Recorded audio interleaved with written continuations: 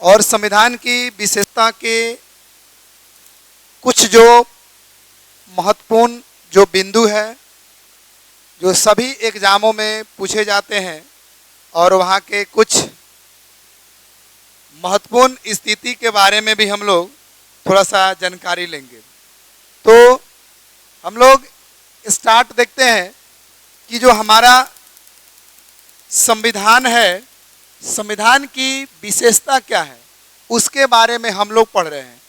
तो सबसे पहला जो विशेषता है आंतरिक एवं बाह्य स्रोत, इसका है आंतरिक एवं बाह्य स्रोत। आंतरिक का मतलब क्या होगा? इंटरनल, जिसका बैकग्राउंड जो भारत के आंतरिक भी और बाहरी भी काफ़ी मजबूत है, काफ़ी स्ट्रॉन्ग है, इसलिए हम इसको बोल सकते हैं आंतरिक एवं बाहरी स्रोत। दूसरा है नियमितता एवं अनियमितता का मिश्रण, मतलब जो हमारा जो संविधान है ना ही अधिक लचीला है और ना ही अधिक कठोर है।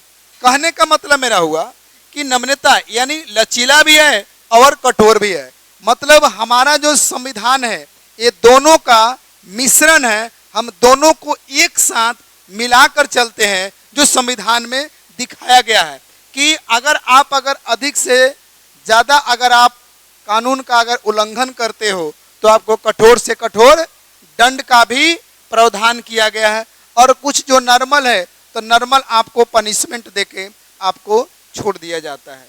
तो हमारा जो भारत का जो संविधान है ना ही पूरी तरह लचीला है और ना ही पूरी तरह कठोर है, इसलिए हम दोस्तों कह सकते हैं कि हमारा जो संविधान है यानी दोनों का सम्मिश्रण है, कठोर का भी और लचीला के भी।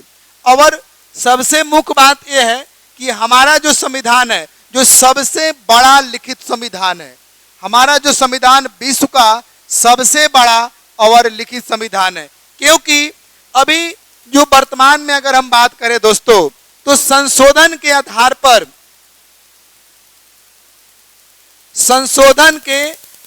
पर हमारे देश में जो संविधान के जो अनुच्छेदों की संख्या है वो कितना है? 448 या 450 है।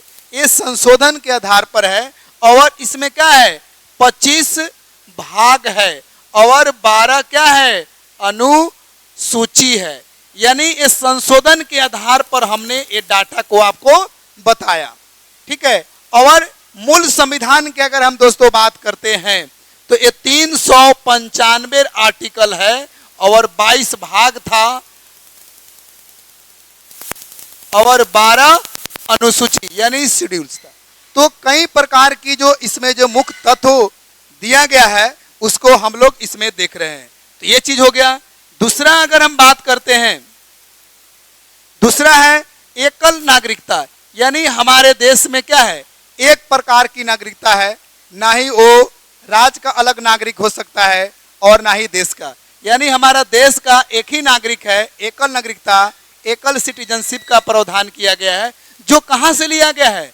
ये आपको ब्रिटेन के संविधान से लिया गया। दूसरा है मौलिक अधिकार यानी फंडामेंटल राइट्स, यानी ये जो भाग 3 में है और आर्टिकल कितना? ये आपको 12 से 35 अनुच्छेद में मौलिक अधिकार के बारे में बताया गया है। तीसरा जो है कि राज्य के नीति निर्देशक तत्व, इसको हम लोग शॉर्ट में बोल सकते हैं DPSP, यानी डायरेक्टिव प्रिंसिपल स्टेट पॉलिसी। ये जो हम लोग का जो विचार है ये कहाँ से लिया गया है? ये आयरलैंड के संविधान से लिया गया है। दूसरा है मौलिक अधिकार यानी फंडामेंटल राइट्स, यानी मूल संविधान की अगर हम बात करते हैं जिसमें अनुच्छेद के साथ साथ मौलिक अधिकार यानी लोगों के अधिकार कितने प्रकार के होंगे वो 11 हमारे संविधान में इंक्लूड किया गया, जिसमें सभी मात्र 6 अधिकार अभी वर्तमान में शेष बचा है। अब है कि सार्वभौमिक मत अधिकार। पहले क्या था कि सार्वभौम यानी हर व्यक्ति को मत देने का अधिकार कितना था? 21 वर्ष था।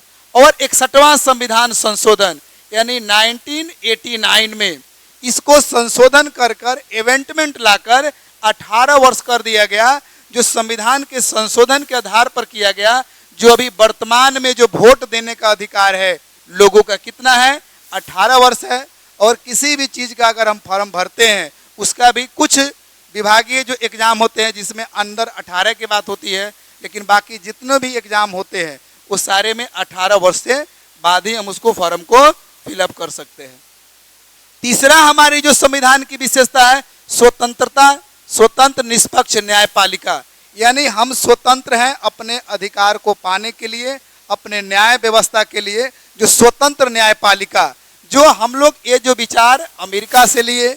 दूसरा है संसदीय शासन व्यवस्था, यानी संसदीय शासन व्यवस्था, ये आपको कहाँ से लिया गया, यानी आपको ब्रिटेन से। इसको हम लोग बोलते हैं पार्लियामेंट्री डेमोक्रेसी सिस्टम। त्रिस्तरीय शासन व्यवस्था, ये भी आपको ब्रिटेन से लिया गया। और पंथ निरपेक्ष राज जो है, धर्म निरपेक्ष है, ये सारे जो चीज आपको 42वां संविधान संशोधन जो 1976 ईस्वी में इसको लागू किया गया। चौथा हम लोग देखते हैं कि भारत जो क्या है, दुनिया का सबसे बड़ा एकमात्र ऐसा देश है जहां पर 3 प्रकार की शासन व्यवस्था चलती है।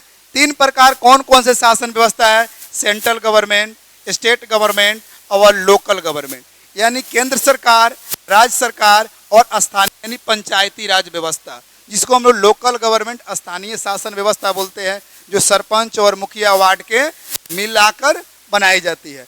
और ये जो है कि बाकी जो है परिसंघ, ये हमारे देश में तो है, लेकिन इस व्यवस्था को हम लोग एक और व्यवस्था संशोधन जो कब, ये सबसे पहले आपको राजस्थान में ये लागू किया गया था नेहरू जी के द्वारा। ये कब, 1952 ईस्वी में ये लागू किया गया था प्रपोजल लाकर, और 1959 ईस्वी में इसको लागू किया गया पंचायती राज व्यवस्था। तो ये रहा। और दूसरी बात हम लोग कहते हैं कि संविधान से संबंधित जो भी आपके ऑब्जेक्टिव तथ्य होंगे उसको भी हम लोग देखेंगे। अभी आपका जो कुछ इनिशियल जो पॉइंट था जो संविधान के बारे में जो हमने डिस्कशन किया और बताया, इसको आप लोग नोट कीजिए और याद कर कर अगला हम लोग जो पीपीटी तैयार करेंगे उसमें ऑब्जेक्टिव क्वेश्चन भी बनाएंगे। धन्यवाद।